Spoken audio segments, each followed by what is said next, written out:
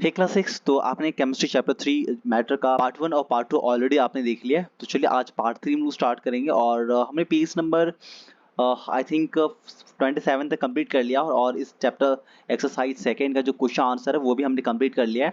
तो चलिए अब इसके आगे पढ़ते हैं और देखते हैं क्या आज की इस वीडियो में इस चैप्टर को हम लोग कंप्लीट कर पाएंगे या फिर इसके बाद एक और पार्ट यह बनाना पड़ेगा। मैं नहीं चाहता कि वीडियो काफ़ी ज़्यादा लंबी हो ताकि आप ज़्यादा बोर हो जाओ। जितनी आपको ज़रूरत हो उसके हिसाब से आप वीडियोस को आगे पीछे करके देख सकते हो। तो चलिए स्टार्ट कर दें। मैं जो ये पूरी टीचिंग करवा रहा हूँ वो आपका सेलेना पब्लिकेशन की बुक से करवा रहा हूँ। तो यदि आपके पास सेलेना पब्लिकेशन की बुक है तो आप अपने आप सामने ओपन करके रख सकते हो, साथ ही साथ मेरे साथ टॉपिक वाइज आप पढ़ सकते हो। और यदि आपके पास बुक नहीं है तो कोई बात नहीं, आप डिफरेंट डिफरेंट पब्लिकेशन की जो बुक आती है उसमें भी वो ऑलमोस्ट सब में सेम रहती है। तो आज का जो हमारा फर्स्ट टॉपिक है वो है effect of heat on matter, यानी कि मैटर पे। तो when a substance is heated it can cause, जब एक सब्सटेंस हीट होगा तो उसमें तीन तरह की चेंजेस आती है। पहला, change of state of matter, matter का हो सकता है स्टेट चेंज कर जाए। दूसरा, थर्मल एक्सपेंशन, यानी कि हीट की वजह से उसमें एक्सपेंडेशन होगी। और थर्ड है केमिकल चेंज। तो हीट किसी भी सब्सटेंस को, किसी भी मैटर को हीट करने के बाद ये सब तीन तरह की चेंजेस आपस में हो सकती है। नेक्स्ट जो हमारा टॉपिक है वो है चेंज, यानी कि inter conversion of states of matter. तो देखो बारीकी से ही हम लोग इन तीनों पॉइंट को एक एक करके देखने वाले कि आखिर हीट का क्या इफेक्ट होता है मैटर पे। तो फर्स्ट पॉइंट है हमारा चेंज, यानी कि inter conversion in states of matter. We come across substances that change from one state to another. हम अपने डे टू डे लाइफ में बहुत सारी चीजें आपस में ऐसे देखते हैं जो पहले तो किसी और स्टेट में होता है, हो सकता है वो सॉलिड, लिक्विड या फिर गैसेस स्टेट में हो, और फिर बाद में वो अपना स्टेट चेंज कर लेता है। एग्जाम्पल के लिए है कि मान लो वाटर आपका भी लिक्विड स्टेट में है अंडर ऑर्डिनरी कंडीशन, लेकिन जब एक glass of water is capped in deep freezer, जो एक गिलास में पानी भर के उसे डीप फ्रीजर में रखा जाता है, तब आप देखते हो कि जो वाटर है वो टर्न्स हो जाता है आइस में। This happens because it has been cooled down. ऐसा इसलिए होता है क्योंकि जो वाटर उसमें है वो कूल डाउन हो गया, और कूल डाउन होने के बाद जो आपका वाटर है वो आइस में चेंज हो गया।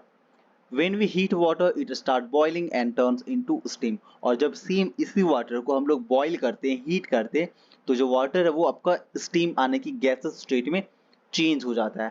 चलो कि एग्जांपल के थ्रू यहाँ पे समझते हैं। जैसे कि आप मान लो ये एक कंटेनर है, इसमें आपका पहले से आइस क्यूब रखा पड़ा है। अब हम इसे हीट करेंगे, तो हीट करने के बाद देखते हो धीरे धीरे जो आइस क्यूब है वो मेल्ट होकर के ऐसे वाटर में चेंज हो जाता है। और अगेन इस वाटर को हम हीट करेंगे, तब आप देखते हो वाटर हीट होने के बाद वाटर वेपर में धीरे धीरे चेंज होना शुरू हो जाता है। और सेम इसी प्रोसेस को हम लोग जैसे इसका ऑपोजिट कर देते हैं, यानी कि अब क्या करते हैं कि इनमें से हीट को बाहर निकाल देते हैं, दैट मीन्स उसको कूल कर देते हैं। तो जो वाटर वेपर था वो धीरे धीरे चेंज हो जाएगा लिक्विड में, यानी कि पानी में। और फिर ये जो आपका लिक्विड है उसको और कूल करोगे, तो कूल होने के बाद टेम्परेचर धीरे धीरे कम होने के बाद जो आपका लिक्विड है वो आइस में चेंज हो जाता है। तो ये था आपका फर्स्ट, यानी कि आप किसी सॉलिड को यदि हीट करते हो तो वो लिक्विड में चेंज हो जाएगा, और लिक्विड को बहुत ज़्यादा हीट करते हो तो वो गैस में चेंज हो जाएगा। और फिर यदि गैस को आप कूल करते हो तो वो लिक्विड बन जाएगा, और लिक्विड को कूल करते हो तो वो आपका आइस यानी कि सॉलिड बन जाता है। और चाहे हम कितना भी टेम्परेचर का यूज़ करके उसे टेम्परेचर को इंक्रीज करके डिक्रीज करके जो सॉलिड है या फिर जो मैटर है उसका स्टेट्स को हम लोग चेंज कर देते हैं, लेकिन जो कॉम्पोजिशन है जिससे मिलकर के वो बना है वो हमेशा सेम रहता है, remain same in three states. Next point है हमारा water cycle in a nature. So one of the best example of inter conversion of matter is the natural water cycle. जो बेस्ट एग्जांपल की बात करें हम लोग की inter conversion of states of matter का सबसे बेस्ट एग्जांपल क्या है, तो वो आपका वाटर साइकिल है। आप देखते हो कि जो वाटर साइकिल है जिसकी वजह से हम लोग के अर्थ पे रेन होती है, रेन होने के बाद जो पानी जहीं पे जमा रहती है वो फिर धूप लगने के बाद वेपराइज होकर फिर से वो आपका क्लाउड बन जाता है, और क्लाउड के बाद फिर से वो बारिश होकर के धरती पे आ जाती है। Due to the heat of sun, water from ponds, lakes, river, ocean etc evaporate and moves up in the atmosphere। होता क्या है बेसिकली, जो तालाब में, नदी में या फिर समंदर में जो पानी होती है वो धूप लगने की वजह से एवोपोरेट होती है। एवोपोरेट होना मतलब गर्म होकर के वो भाप में बन जाता है, गैसेस स्टेट में चेंज हो जाता है, और गैसेस स्टेट में चेंज होने के बाद वो एटमॉस्फेयर में चला जाता है। As it comes in cold, और जैसे ही ये ठंडा होता है ऊपर जाने के बाद, contact above the water vapour condenses and forms clouds. और फिर ये क्या करता है, वाटर वेपर जो आपका है एटमॉस्फेयर में जाने के बाद कूल डाउन होता है, और कूल डाउन होके कंडेंस होके वो क्या बना लेता है, वो बना लेता है क्लाउड, और which contain tiny droplets of water. और क्लाउड में क्या होता है, तो क्लाउड में होता है tiny droplets of water. When these water droplets become bigger, और जब ये वाटर ड्रॉपलेट्स धीरे धीरे जमा होकर के भारी हो जाता है, बड़ा हो जाता है, the clouds can not hold them, और जो क्लाउड है वो उसको आपस में रख नहीं पाता है, क्योंकि वो ज़्यादा भारी हो जाता है, उसका साइज जो है वाटर ड्रॉपलेट्स का वो बढ़ जाता है। And they fall down on the earth in the form of rain water, और जो क्लाउड है उसमें से वाटर ड्रॉपलेट्स बारिश के रूप में फिर से धरती पे वापस आ जाता है। This phenomena is never ending, और ये जो प्रक्रिया है वो कभी एंड नहीं होता है। आपका जो वाटर है वो एवापोरेट होकर क्लाउड बना, फिर क्लाउड से बारिश होकर वाटर बना, तो ये प्रक्रिया जो हमेशा चलते रहते हैं। आप यहाँ पे इस इमेज को देख करके समझ सकते हो। ये देखो आपका ओशियन है, रिवर है, लेक है, और यहाँ से जो है वो सन के लाइट की वजह से धीरे धीरे ये एवापोरेट होता है। एवापोरेट होने के बाद जो है वो क्लाउड का फॉर्मेशन होता है। क्लाउड का फॉर्मेशन होने के बाद वो रेन बन करके वापस अर्थ पे आ जाता है। तो ये था आपका वाटर साइकिल, और ये वाटर साइकिल बेस्ट एग्जांपल है समझने के लिए change in states of matter. चलिए नेक्स्ट और आगे देखते हैं कि water cycle balances water on earth, और जो वाटर साइकिल है वो क्या करती है, अर्थ पे वाटर को बैलेंस करती है। चलिए अब हम समझते हैं कि inter conversion of states of matter क्या होता है। तो the process by which matter changes from one state to another and back to the original state without any change in its chemical composition is called interconversion of states of matter। यानी कि वो process जिसमें matter जो है अपना एक state से दूसरे स्टेट में चला जाता है और फिर वापस अपने पुराने स्टेट में वापस आ जाता है without change in its chemical composition, तो ये कहलाता है हम लोग, तो इसे हम कहते हैं interconversion of states of matter. अब चलिए हम लोग कॉज देखते हैं कि क्या कॉज है change of state of matter. तो बेसिकली इसके सिर्फ दो ही कॉज हैं।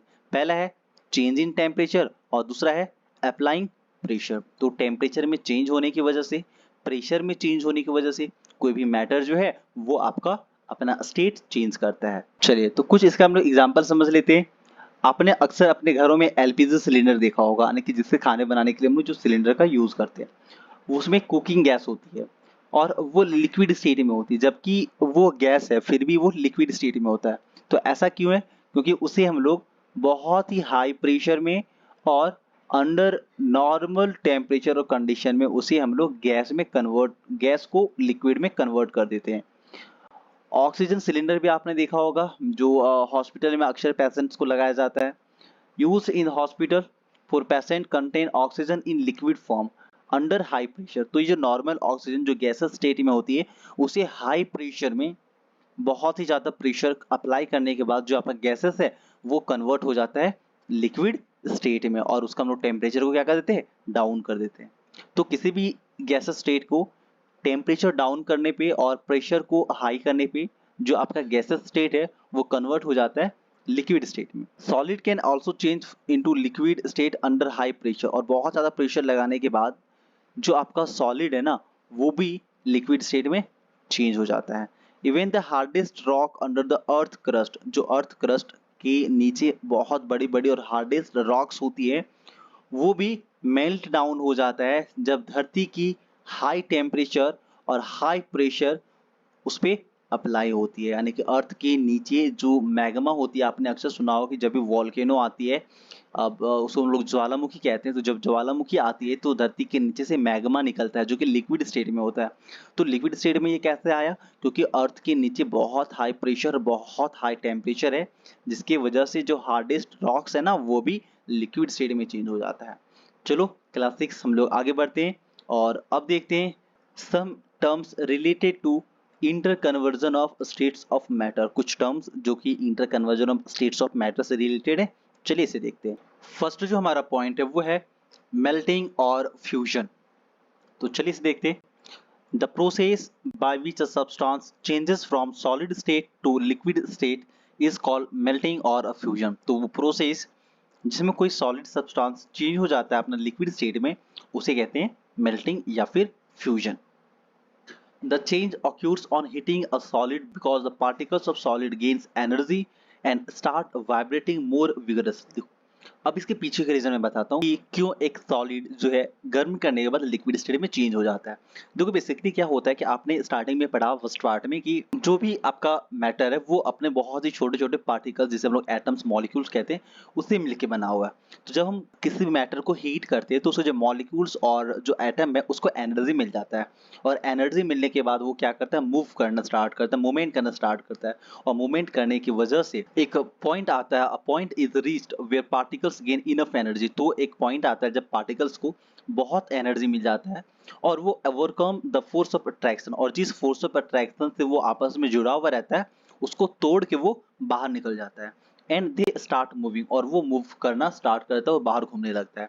Hence with reducing intermolecular space, और जब वो मूव करने लगता है तो जो इंटरमॉलिक्यूलर स्पेस है वो क्या हो जाता है, और जो फोर्स ऑफ अट्रैक्शन है वो कम हो जाता है, और इसीलिए जो सॉलिड है वो लिक्विड स्टेट में चेंज हो जाता है। नेक्स्ट टर्म्स है मेल्टिंग पॉइंट। तो मेल्टिंग पॉइंट क्या है कि the temperature, the fixed temperature at which solid changes into liquid, वो टेम्परेचर जिसमें सॉलिड लिक्विड में चेंज होना स्टार्ट हो जाता है उसे हम कहते हैं melting point. The temperature remains constant as long as conversion is going on, और जब तक कन्वर्जन हो रहा होता है तो जो टेम्परेचर वो अभी तक मेंटेन्ड रहता है। जैसे कि आपने देखा होगा अपने हाथों से जो आइसक्रीम खाते हो वो धीरे धीरे आपके हाथों में रहते रहते वो धीरे धीरे मेल्ट होने लगता है। ऐसा क्यों होता है? क्योंकि वो बाहर का जो टेम्परेचर है, क्योंकि लेने से पहले वो जो आइसक्रीम था आपका वो फ्रीजर में रखा हुआ रहता है। जब उसे आप बाहर निकालते हो तो बाहर के टेम्परेचर को वो गेन करता है, और जो उसके पार्टिकल्स होते हैं ना वो क्या करते हैं, टेम्परेचर को गेन करने के बाद वो मोमेंट में आ जाता है, और मोमेंट में आने की वजह से वो क्या करती है कि जो उसके बीच में जो फोर्स ऑफ अट्रैक्शन है उसे छोड़ के बाहर निकल जाता है, और उसके बीच में गैप बढ़ जाता है और इसीलिए वो मेल्ट कर जाता है। और जिस टेम्परेचर पे ये मेल्टिंग हो रहा होता है उसे हम लोग कहते हैं melting point. Different substances have different melting point, और जो अलग अलग सब्सटेंसेस होगा उसका जो मेल्टिंग पॉइंट है वो भी क्या होता है, अलग अलग। जैसे कि जो मेल्टिंग पॉइंट है आइस का वो है 0 डिग्री सेल्सियस। यदि आपका आइस प्योर है, यदि उसमें कोई मिलावट नहीं है, तो जो प्योर आइस का मेल्टिंग पॉइंट होता है वो होता है 0 डिग्री सेल्सियस। नेक्स्ट टॉपिक है वेपराइजेशन और इवापोरेशन। तो चलिए देखते हैं कि ये वेपराइजेशन और इवापोरेशन क्या होती है। तो it is the process by which substance changes from liquid state to vapour state. तो वेपराइजेशन बेसिकली वो प्रोसेस है जिसमें कोई लिक्विड आपका वेपर स्टेट में चेंज होता है। जब आप वाटर को बॉईल करते हो तो बॉईल करने के बाद उसमें जो वेपर आती है ना, तो ये प्रोसेस जो है लिक्विड को वेपर में चेंज करने का वो कहलाता है आपका वेपराइजेशन और evaporation. Evaporation takes place even at room temperature. जो इवापोरेशन है वो जनरली रूम टेम्परेचर पे भी हो जाती है, उसके लिए आपको एक्स्ट्रा हीट देना नहीं पड़ता है। जबकि but it becomes faster on heating, लेकिन जब हम उसे हीट करना स्टार्ट करते हैं तो वो जो एवापोरेशन है वो फास्ट होने लगता है। That is on increasing the temperature, जब हम उसका टेम्परेचर को बढ़ा देते हैं। The change of state of liquid into vapour state on heating is called boiling. तो यदि हम कभी लिक्विड को हीट करके उसे वेपराइज कर रहे, उसको वेपर स्टेट में चेंज कर रहे, तो वो कहलाएगा बॉइलिंग। और यदि रूम टेम्परेचर पे हो रहा है, ऑटोमेटिकली हो रहा है, तो वो कहलाएगा आपका वेपराइजेशन और evaporation. A liquid is heated, एक लिक्विड को गर्म करा जाता है तो जो पार्टिकल्स हैं वो एनर्जी गेन करने के बाद move more vigorously which increase the gaps between the particles. जब किसी लिक्विड को हीट करा जाता है तो उसके जो पार्टिकल्स होते हैं ना वो क्या करते हैं, एनर्जी गेन करता है, और एनर्जी गेन करने के बाद वो मूव करना स्टार्ट होता है, और मूव करने के बाद जो पार्टिकल्स उसके बीच का गैप बढ़ जाता है, और गैप बढ़ने के बाद जो आपका लिक्विड है वो लिक्विड ना होकर के गैसेस स्टेट में चेंज होने लगता है। इसको ऐसे समझ सकते हो, मैं एक एग्जांपल दे रहा हूँ, आप आपको आप उस एग्जांपल को इससे रिलेट कर सकते हो। सोचो ना कि जब आपके पास पैसे आते हैं तो आप अपने घर वालों की बात नहीं सुनते और दुकान चले जाते हो, तो कहीं और चले जाते हो, चीज़ों को खरीदने लगते हो, अपने मन से खरीदने लगते हो। पेरेंट्स कहते हैं कि बाबू ये मत लो, लेकिन आप क्या करते हो, पैसे होने के बाद आप चॉकलेट्स ले लेते हो या फिर अदर चीज़ें ले लेते हो। तो उसी तरह से जो पार्टिकल्स होते हैं ना वो क्या करते हैं, एनर्जी मिलने के बाद वो मूव करने लगते हैं, अपने आप बाहर जाने लगते हैं, और इसकी वजह से उसका गैप जो है वो बढ़ जाता है। चलिए अब समझते हैं कि बॉइलिंग पॉइंट क्या होता है। The fixed temperature liquid start changing into gaseous state is called its boiling point, यानी कि वो फिक्स टेम्परेचर जिसमें कोई लिक्विड अपना लिक्विड स्टेट को छोड़ करके गैसेस स्टेट में कन्वर्ट होना शुरू हो जाता है उसे हम लोग कहते हैं boiling point. The temperature remains constant till the whole of the liquid changes into gases state. और जब तक सारा लिक्विड गैसेस स्टेट में चेंज नहीं हो जाता है तब तक जो टेम्परेचर है वो कांस्टेंट रहता है। अब आपको बतानी है कि वाटर का बॉइलिंग पॉइंट कितना होता है। चलिए नेक्स्ट पॉइंट है कंडेंसेशन और लिक्विफैक्शन। तो the process by which a substance in gases state changes into liquid state is called condensation और लिक्विफैक्शन। यानी कि ये वो प्रोसेस है जिसमें कोई सब्सटेंस जो कि गैसेस स्टेट में पहले होता है और वो धीरे धीरे चेंज होकर के लिक्विड स्टेट में आ जाता है, जिसे हम लोग कहते हैं कंडेंसेशन और liquefaction. This process occurs when a gas is cooled. और ये प्रोसेस तब होता है जब कोई गैस कूल्ड होता है, और जब कूल करते तो उसे एनर्जी जो है वो धीरे धीरे डिक्रीज हो जाता है। यानी कि पार्टिकल्स में जो एनर्जी अभी तक हम लोग दे रहे थे ना गर्म हीट की वजह से, उस एनर्जी को हम लोग क्या करते हैं, बाहर निकाल लेते हैं। और इसकी वजह से जो उसका मूवमेंट है वो अब रुक जाता है, स्लो हो जाता है। सोचो इसको ऐसे, जब आपको जो पैसे मिले हैं उसको वापस आपके पेरेंट्स ले लेंगे, तो जो आप मूवमेंट कर रहे थे, अपने आप घर से बाहर निकल के कुछ चीजें खरीदने के लिए चले जा रहे थे, वो अब आप बाहर नहीं जा पाओगे। तो ये process, this the gap between the particles decreases. और जब एनर्जी वापस ले लिया जाता है, वापस निकाल लिया जाता है, तो पार्टिकल्स के बीच में जो एनर्जी है वो कम हो जाता है। फिर जो गैप है वो धीरे धीरे कम होने लगता है, और जब गैप धीरे धीरे कम होता है तो जो फोर्स ऑफ अट्रैक्शन है वो बढ़ने लगता है। और इस तरह से जो आपका गैसेस स्टेट है वो धीरे धीरे लिक्विड स्टेट में चेंज होने लगता है। तो चलिए अब देखते हैं कि कंडेंसेशन पॉइंट क्या होती है। तो कंडेंसेशन पॉइंट वो फिक्स टेम्परेचर है जिसपे कोई गैस स्टार्ट होता है चेंज होना इनटू लिक्विड स्टेट।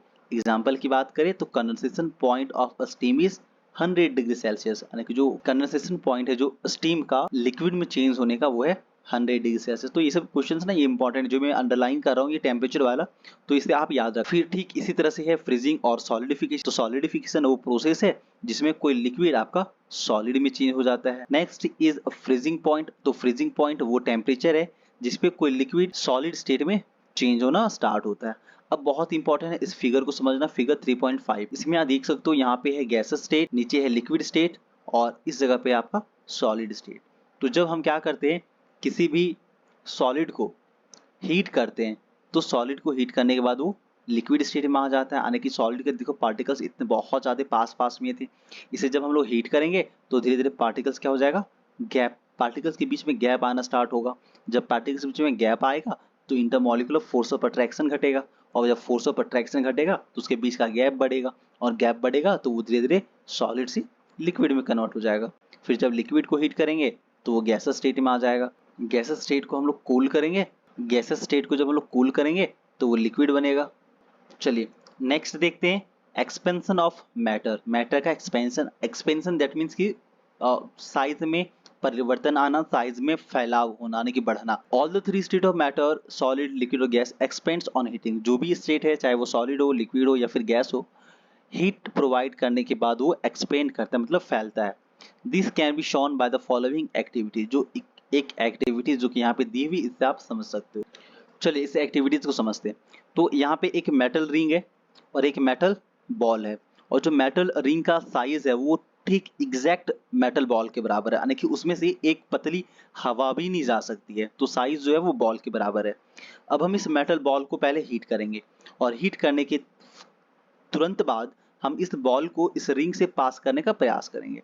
तो अब आप देखोगे कि हीट करने के बाद जो बॉल है वो इस रिंग से पास नहीं हो पा रहा है। ऐसा क्यों? क्योंकि जो बॉल का साइज है वो अब थोड़ा सा बढ़ गया है हीट करने की वजह से, जो हमें बताता है कि हीट करने के बाद किसी भी मेटल का, किसी भी सब्सटेंस में एक्सपेंशन होता है, यानी साइज में परिवर्तन आता है। चलिए नेक्स्ट हम देखते हैं। चलिए नेक्स्ट एंड लास्ट हमारा टॉपिक आज का है केमिकल चेंज ऑन हीटिंग।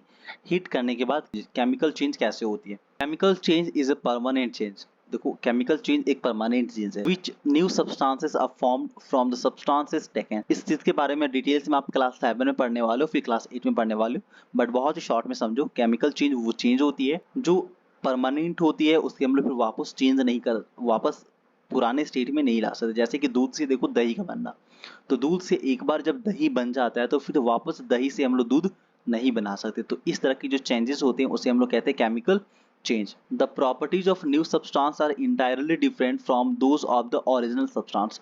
और जो नई substance का properties होता है वो पुरानी substance से बिल्कुल अलग होती है। जैसे कि देखो दूध से जब दही बनता है तो दही का जो properties है वो milk से बिल्कुल अलग होता है। Heating cause chemical change in a substance. Heat करने के बाद substances में chemical changes आती है। This can be shown by the following activity. और नीचे दिए गए एक activity से इसको हम समझ सकते हैं। जैसे कि यहाँ पे देखो लाइटिंग ऑफ ए कैंडल, एक कैंडल जल रही होती है तो लाइट जलाना एक फिजिकल चेंज है। कैंडल को जलाना क्या है, फिजिकल चेंज है। लेकिन जब ये कैंडल से जो वैक्स है वो पिघल के जब वापस बर्न हो जाता है, जल जाता है, तो वो कहलाता है केमिकल चेंज, क्योंकि जलने के बाद कार्बन डाइऑक्साइड और वाटर वेपर बनता है, जिसे वापस हम वाटर वेपर से कैंडल में परिवर्तन नहीं कर सकते, कार्बन डाइऑक्साइड से कैंडल नहीं बना सकते। तो ये प्रक्रिया, इसके बारे में डिटेल्स में आप क्लास 7 में पढ़ोगे, तो अभी आपको ज़्यादा दिमाग लगाना नहीं है। चलिए फाइनली हमने इस चैप्टर को कंप्लीट कर लिया। अब थोड़ी सी रिकैपिटुलेशन कर लेते हैं, आने की शॉर्ट समरी। तो देखो मैटर का डेफिनेशन फर्स्ट में, तो matter is anything that has mass and occupies a space. Matter exist करता है 3 स्टेट में, solid, liquid and gas. Solid में फिक्स्ड शेप और डिफरेंट वॉल्यूम होता है, liquid have different volume but no different shape, gases का ना ही different volume होता है और ना ही डिफरेंट शेप होता है। लिक्विड एंड गैस फ्लूइड्स होती है क्योंकि वो फ्लो कर सकता है। Matter is made up of atom और मॉलिक्यूल्स। जो मैटर है वो हमारा एटम और मॉलिक्यूल्स के बने हुए होते हैं। और ये जो शॉर्ट समरी है ना, इसी में से बहुत सारे आंसर आपको इन सभी क्वेश्चंस के छुपे हुए मिल जाएंगे। Molecules can have atom of same type as well as different types. Molecules में एक तरह के या फिर अलग अलग तरह के एटम्स शामिल हो सकते हैं। एटम्स जो है वो हमेशा रैंडम मोशन में होता है। पार्टिकल्स के बीच में जो स्पेस होती है उसे हम लोग इंटरमॉलिक्यूलर स्पेस कहते हैं। और जो फोर्स ऑफ अट्रैक्शन होती है पार्टिकल्स के बीच में या फिर मॉलिक्यूल्स के बीच में, उसे हम लोग इंटरमॉलिक्यूलर फोर्स ऑफ अट्रैक्शन कहते हैं। Matter can change from one state to another if the factor like temperature and pressure are changed. कोई भी मैटर अपना स्टेट चेंज कर सकता है जब हम प्रेशर और टेम्परेचर को चेंज करते हैं। सॉलिड को हीट करने के बाद वो डायरेक्टली गैसेस स्टेट में चेंज हो जाता है। कभी कभार सॉलिड को हीट करने के बाद वो डायरेक्टली गैसेस स्टेट में आ जाता है without changing in liquid state, और इस प्रोसेस को हम लोग कहते हैं सब्लिमेशन। इसके बारे में भी आप क्लास 7 में पढ़ने वाले हो डिटेल्स में। Matter can expand and undergo chemical change on heating. और जब किसी मैटर को हम लोग हीट करते हैं तो वो एक्सपेंड हो जाता है और कभी कभार वो केमिकल चेंज में परिवर्तित हो जाता है, यानी कि ऐसा चेंज बन जाता है जिसे हम लोग वापस पुराने स्टेट में नहीं ला सकते। कुछ क्वेश्चन देखो, तो पहला है state the 3 effects of heat on matter.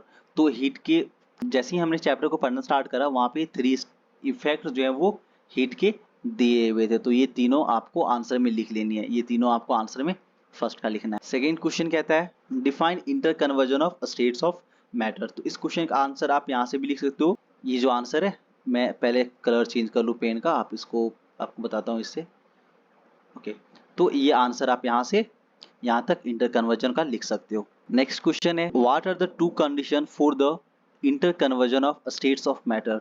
दो कंडीशन क्या है, तो 2 condition inter conversion of states of matter के लिए आपका हो जाएगा change in temperature and applying pressure. Next question है डिफाइन करनी है fusion, condensation, diffusion, boiling point, melting point, liquefaction, sublimation, vaporisation. और इन सभी 8 क्वेश्चंस का आंसर आपको यहाँ पे मिल जाएगा, तो आप यहाँ से लिख सकते हो। ये मैंने आपको देखो सारे के सारे जो है वो बता के रखे हुए। ये देखो वेपराइजेशन यहाँ पे है, बॉइलिंग पॉइंट है, बॉइलिंग है, फिर देखो यहाँ पे आपका मेल्टिंग और फ्यूजन है, फिर आगे देखो मेल्टिंग पॉइंट, वेपराइजेशन, कंडेंसेशन। तो सारे के सारे क्वेश्चंस आपको यहाँ पे जो मैंने अंडरलाइन करके आपको पढ़ाया है उससे आप लिख सकते हो। चलिए आज की इस वीडियो में बस इतना ही। नेक्स्ट वीडियो में हम इसका जो शॉर्ट टाइप आंसर क्वेश्चन है, यानी जिसे हम लोग बीट्स कहते हैं, तो इसको कंप्लीट करेंगे। तो डियर स्टूडेंट्स, मिलते हैं किसी नेक्स्ट और इंटरेस्टिंग वीडियो में।